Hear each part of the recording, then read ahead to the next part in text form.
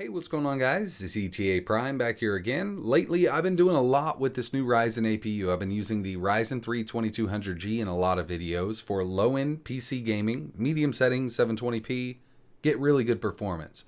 Also, I've been testing a lot of emulation, and I really like this APU.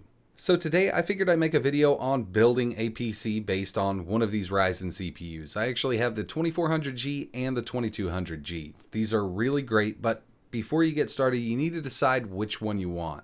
The Ryzen 3 2200G comes in at $100, $99 on Amazon, and the Ryzen 5 2400G comes in at $160.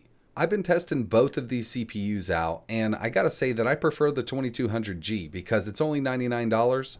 You're not getting an extra $60 of performance out of the 2400G, especially with emulation and low-end PC gaming. The next thing you need to decide is what size computer do you want to build? I want to build a very small form factor PC, so I used a mini ITX motherboard. They're a bit more expensive, and the cases seem to be a little more pricey also. So you can save a lot of money by going with, let's say, a micro ATX or even an ATX build. It's going to be a lot bigger, but you're going to save a few bucks in the process. You can get out building a nice little gaming machine with a 2200G using a micro ATX or an ATX setup for under $400 with everything you need. The build I have here, everything that you see that I'm about to put together was $460 on Amazon. Everything here will be linked in the description. So RAM, that's the next most expensive thing here. So I'm running 8 gigabytes of Patriot Viper 2666 RAM. I can overclock it to 3100 megahertz with no problem at all. You really want to get the fastest memory you can for these APUs because there's no dedicated VRAM here. It's using system memory for the VRAM. The faster it is, the better it'll perform. Storage. I have a Western Digital Blue 1 terabyte mechanical drive to hold all my Steam games and emulators and ROMs and things like that.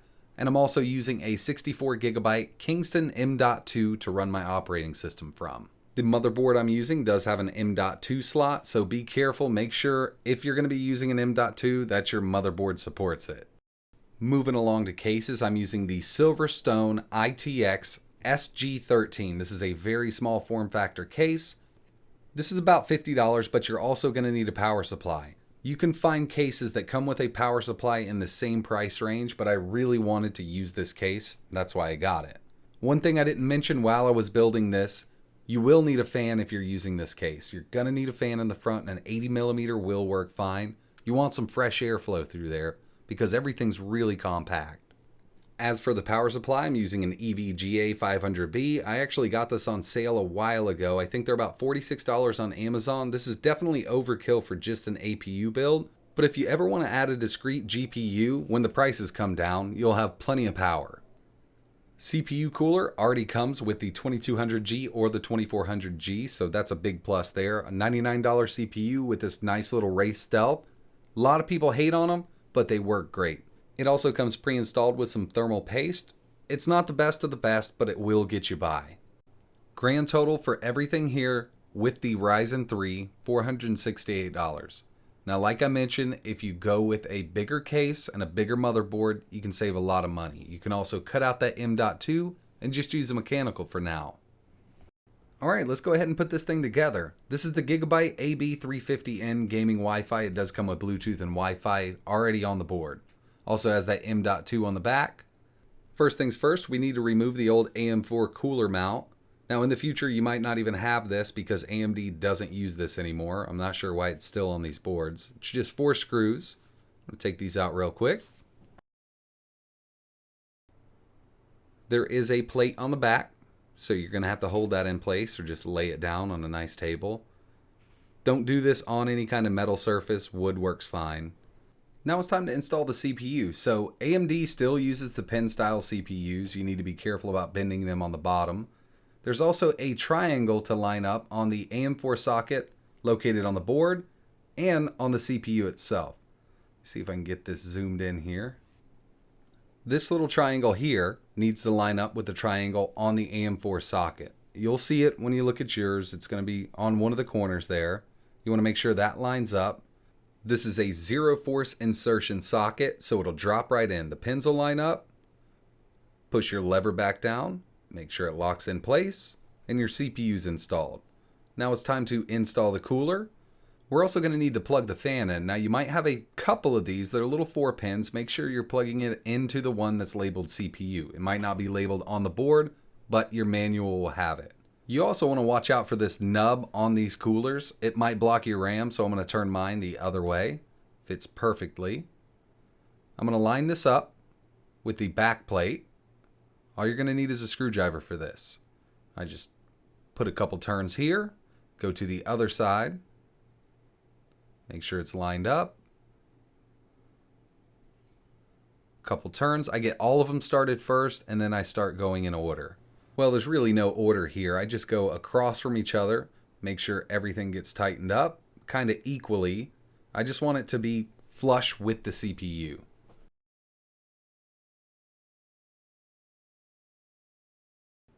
Now that it's all tight, I just take a look at it, make sure it's sitting flush. And I also look at the back here to make sure all these screws look about even coming through. Now I'll just find the CPU fan header on the board.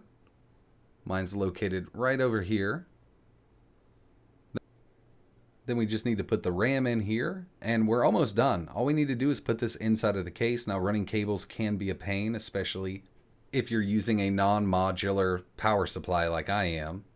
But for the RAM, they only go in one way. You want to make sure the little notch lines up, and it's going to click right in place. This is just a dual channel board, so it'll only take 2 sticks of RAM. We're going to do the same exact thing with the other stick. Make sure it clicks in there. I love how small these little mini ITXs are. Now, if you're not using the M.2, that's perfectly fine. You can use a mechanical drive. We've been doing that for years. Now, this is just a basic Kingston M.2 SSD. It's 64 gigabytes, but it will increase my boot time tremendously versus a mechanical drive, and that's why I wanted to use it. Had to grab a smaller screwdriver for this one. Just going to place it right in here and put our screw in. So that's on the back of the motherboard. You don't ever have to mess with this. You're just going to install your operating system to it, and it'll boot from this. So now we're done assembling the motherboard, CPU, cooler, RAM, and our storage if you're going to be using this type of storage. All we need to do now is place this inside of the case. Most of your motherboards will come with some SATA cables for your mechanical drive, and this one came with an antenna because it has Bluetooth and Wi-Fi built in. Here's the back I/O shield. This will go into your case, so all of your ports on the back line up. Let's move over to the case now, get this thing inserted. So I just removed 4 screws from the back of the case so I could take this whole section off. Your case should come with a little bag of screws for mounting the motherboard inside of the case, and fans, things like that. You'll also have a jumble of cables in here. This is for your front hard drive LED, your power button, your front USB reset button. Different cases have different connectors. Now, I'm not going to show you how to plug these in, but they are all labeled. You can refer to the manual on your motherboard to know exactly where they go. So I just moved all of those out of the way because we need to put our rear I/O shield on. Make sure it's going in correctly. Take a look at your motherboard, how it's going to sit in here, and it should pop right into the back. Could take a little bit of force. Try not to bend it up too bad. They usually fit perfectly. Just like that. Snaps right into place. I was originally going to go with a smaller case, but in the future, when graphics cards are cheaper, I might want to upgrade this, or I'll just get a used one on Craigslist. So I can fit a full-size GPU in here along with this mini ITX. We're just going to slide it right in here and kind of line up all your ports on the back to the I/O shield that we installed. And there are 4 standoffs. We're going to mount the motherboard with those 4 standoffs. And your case should have came with the screws. Since this is a mini ITX motherboard, it only has 4. Some have 6, some have 8, depending on the size. It's going to be on all 4 corners of this.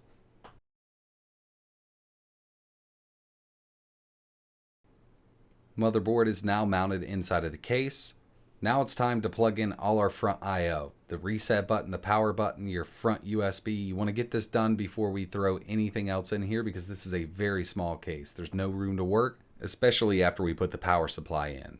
So like I mentioned, I'm not going to show you how to do this, but they're all labeled and your motherboard's manual will show you exactly where they go. So this case specifically has room for actually 3 2.5 drives or one 3.5 and one 2.5. This mounts on the top here. I'll just put in the 4 screws. They were included with the case. Hard drive is now mounted, but we need to put the power supply in. As you can see, this has a massive tangle of snakes. I recommend getting a modular power supply. I already had this laying around, so I figured I'd use it. A modular will be more expensive, so if you want to keep the price down, you might not be able to get one of those. So this case is a little odd. The power supply sits above the motherboard and CPU. It does block off a little bit of airflow, but like I mentioned at the beginning, gets you an 80mm fan for the front, and it should have plenty of air flowing through there. If you're working with a case this small, make sure you plug in your CPU power. This is a 6-pin. You want to make sure that's plugged in because this is going to block off a lot when we drop it in here. I really do like the size of this case. I don't need any optical drive or anything like that. That's one of the main reasons I chose this one. I wanted something real small. We're just going to put 4 screws to hold the power supply in. Now that the power supply is plugged in, we want to plug in our 20+4 connector. I actually just ran out of zip ties a few days ago and I forgot to get some, but zip ties are your best friend in a case like this. Now it's time to mess with this whole mangle over here. All I need out of this jumble is one SATA power connector, and then I'm left with a huge mess. So I try to get these as bunched up as I can. Now, like I mentioned, zip ties are great. I don't have any zip ties, so I'm going to use some of these bread tie things that came with the case just to jumble them up real good.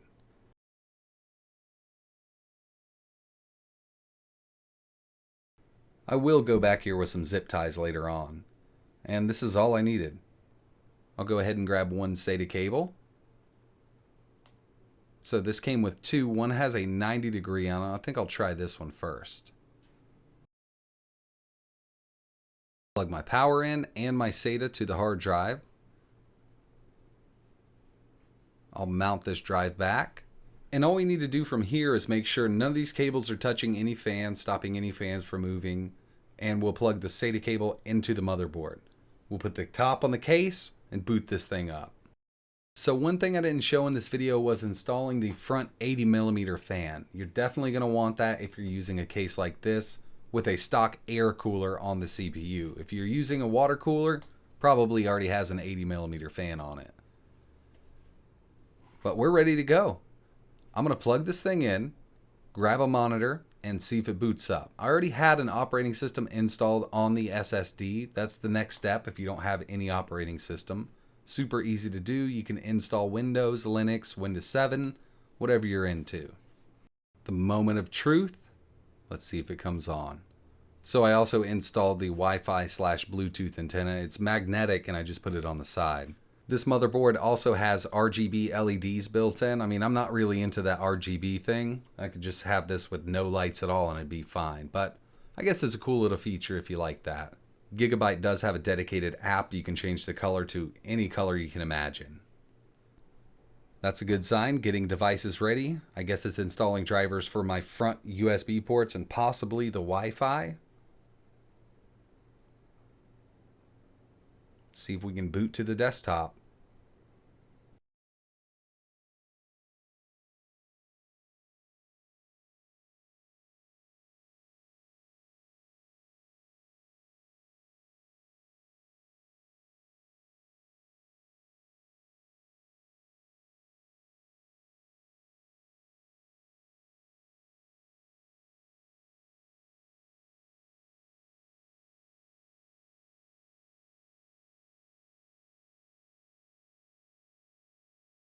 Sweet, we're at the Windows 10 desktop. So I really love the size of this thing. I did spend a little more money than I wanted to, but I really wanted to bring that size down. So I did use the 2400G inside of this one. Now I recommend the 2200G. I'm going to be making some videos showing some comparisons, but there's not much of a difference in games, emulators, and things like that. Just to give you an idea of how small this PC really is, this is a Raspberry Pi 3 sitting beside it. It is in a little acrylic case, but if you have a Pi 3, you can kind of get the feel for it. You could even go smaller if you don't want a dedicated GPU in the future. Now this APU does a great job at 720p. Pretty much everything I've thrown at it has a playable frame rate. So that's it for this video, guys. I really appreciate you watching. I had a bunch of people request me doing a build on this setup. I know there's a million other build videos on YouTube and they use super high-end cameras, awesome shots, great techno music, but this is what I got and I figured I'd make it for you guys. If you guys are interested in checking out my emulation test videos with the 2200G, links are in the description. I did some PSP, some GameCube, some PS2, I did some Wii U and some Dreamcast. I also have a video where I tested a few older Steam games. I'll also leave some links to Amazon if you're interested in picking up any of these parts. I'll just leave everything that I had in this video down below. And keep an eye out on the channel because I'm going to do some thermal testing and some more testing with the 2400G clocked at 4 gigahertz. I'm going to try to get that GPU up to 1600 megahertz. I've only been able to get it to 15 right now, but you never know. If you could, hit that like button and subscribe. And like always, thanks for watching.